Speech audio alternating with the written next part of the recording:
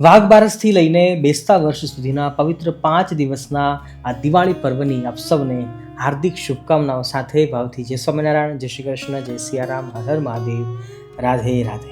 આજે બનાવવાના છીએ દિવાળીના પર્વમાં દરેક લોકોને ઉપયોગી થાય એવા આટા એટલે કે લોટમાંથી બનેલા દીવડાઓ. આગામી દિવાળી અને બેસતા વર્ષના આ પવિત્ર દિવસોમાં દરેક લોકોના ઘરે ઘરે દીવાઓ પ્રગટશે, રંગોળીઓ પૂરાશે. ભગવાન શ્રીરામ અયોધ્યા પાછા આવ્યા એ નિમિત્તે અયોધ્યાવાસીઓએ દીવડાઓ પૂર્યા હતા, પ્રગટાવ્યા હતા. એ દિવસ અમાસ હતી છતાં પણ પૂનમ જેવો ઝગમગાટ કર્યો હતો અને આજે પણ એ પરંપરા ચાલુ છે અને યાવત ચંદ્ર દિવા કરો એ ચાલુ જ રહેશે.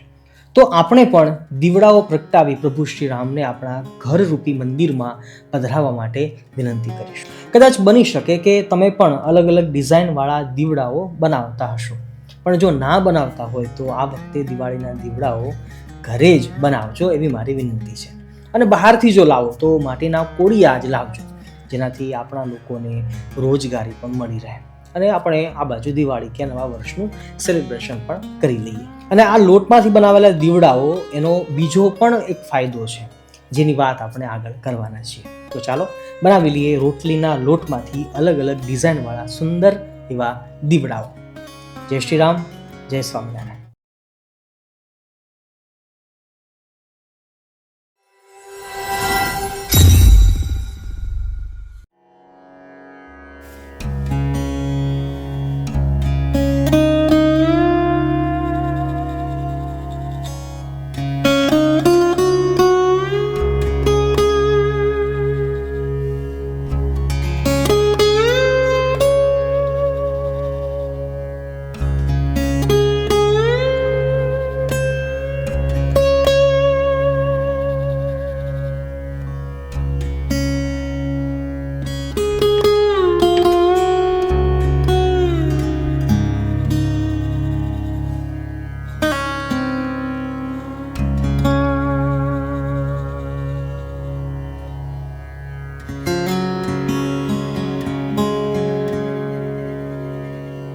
સૌ પ્રથમ થોડો કોરો લોટ આપણે છાંટી દઈશું. મીડિયમ સાઈઝનો લુઓ કાપી ગોળ આકાર આપી દઈએ અને પછી બોટલનું કોઈ ઢાંકણું હોય ને આ ટાઈપનું, એનાથી આપણે પ્રેસ કરીશું અને પછી કાતરથી આવી રીતે એકના બે આહિસ્તા આહિસ્તા થોડી ડિઝાઇન પાડવાની છે.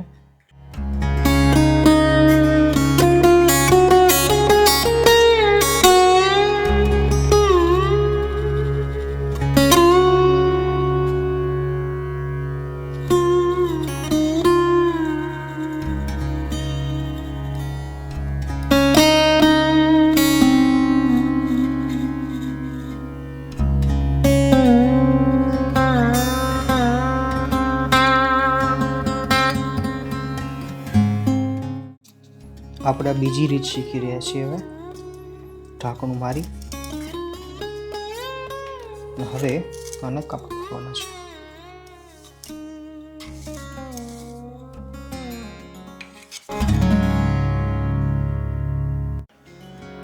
હવે એની ત્રણ કરવાની છે,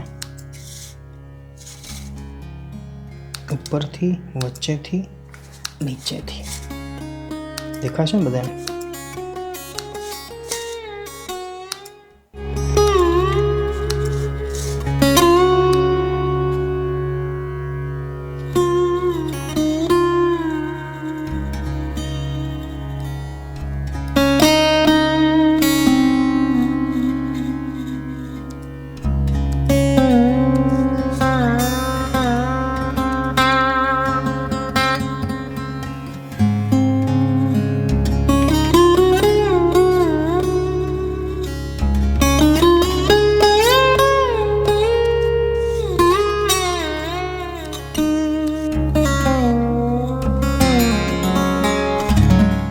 ભક્તો, હવે બનાવીએ છીએ ગુલાબ દીવો. એકદમ નાની સાઇઝના લુવા લેવાના છે. એકવાર અટામણમાં ડીપ કરી પછી નાની નાની રોટલી વણી લઈએ ત્રણેયની.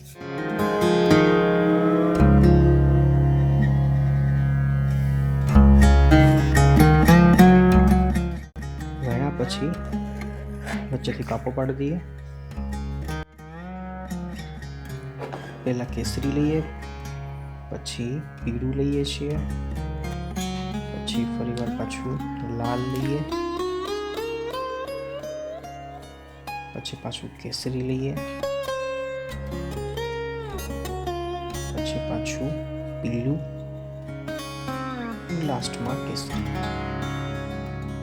હવે ઇઝીલી ગોળ ગોળ રાઉન્ડ કરી લઈએ.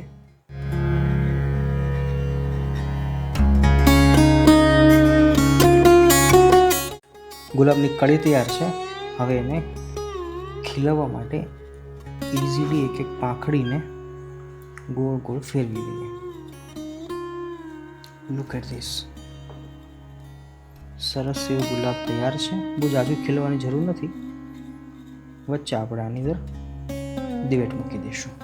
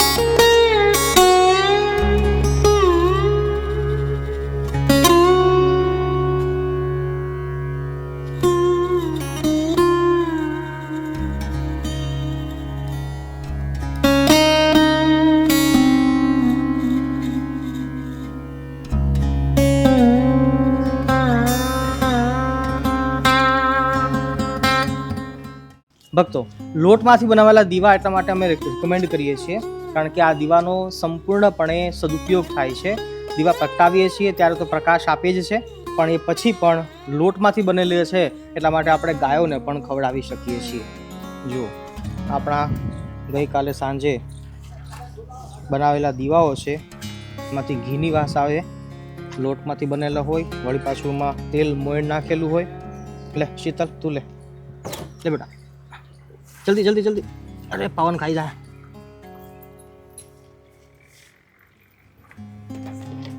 કાળી ઉભી રહે બેટા. લે લે લીલા લે.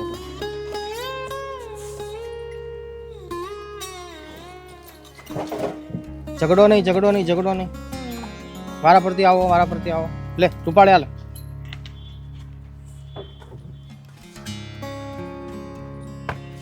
પવન ત્યાં ક્યાં ચડવું તારે? હેઠો ઉતર, હેઠો ઉતર, હેઠો ઉતર. નથી આપો જા.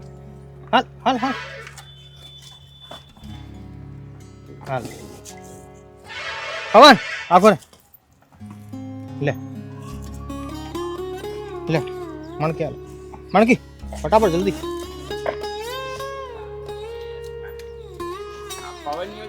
પવન કોઈને ભાગ મન ખાવા દેતો.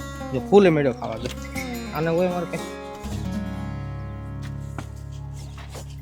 એ બાપા જલ્દી.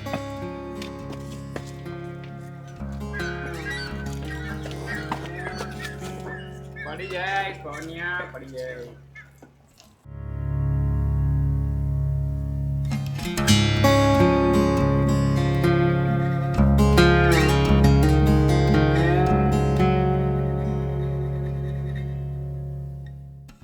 આ દિવાળીએ એવો સંકલ્પ કરજો કે દીવડાઓ કાં તો માટીના લાવવા છે અથવા તો ઘરે લોટમાંથી જ બનાવવા છે. અને આનો ફાયદો એ થશે કે દિવાળી ગયા પછી પણ કચરો, ગંદકી અને પ્રદૂષણ નહીં ફેલાય.